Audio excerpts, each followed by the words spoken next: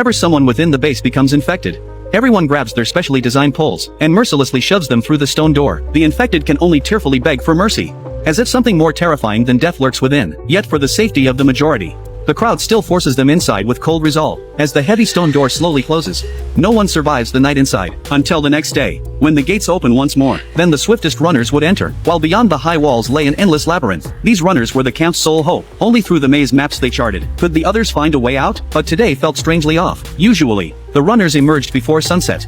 Yet today, their figures remained absent. Some began to speculate. Perhaps they had been slain by the labyrinth's monsters. Each gust of wind whipping through the passage signaled the stone gate's imminent closure, just as despair threatened to overwhelm them.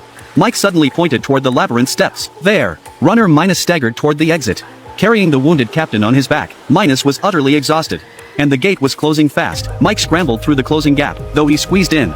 Minus couldn't fathom this reckless act. Realizing Mike was new here, Minus explained the danger. The captain had been attacked by lurking monsters, and was showing signs of infection. Night was falling, and the beasts would soon emerge in full force. Nino wanted to find cover first, but Mike insisted on hiding the captain. Suddenly, Mike spotted a hanging vine. They could use it to suspend the captain in midair and save his life. Just then, a bone-chilling scraping sound echoed. A massive monster appeared, driven by pure survival instinct.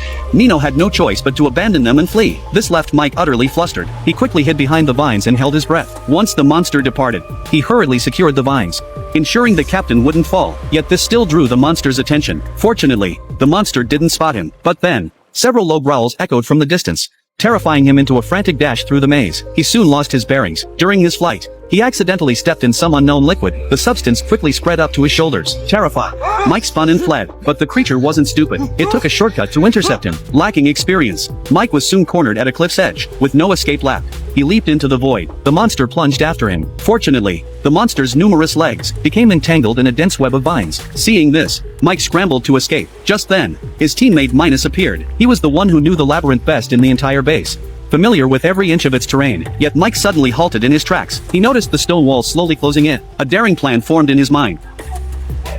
Come on! Thus, exploiting the maze's shifting patterns, he successfully crushed the monster into mincemeat. The next morning, when the maze's gates reopened, the crowd waiting at the entrance watched in stunned silence as Mike and Minus emerged unscathed. Everyone was utterly astonished, for no one had ever survived to see the second day.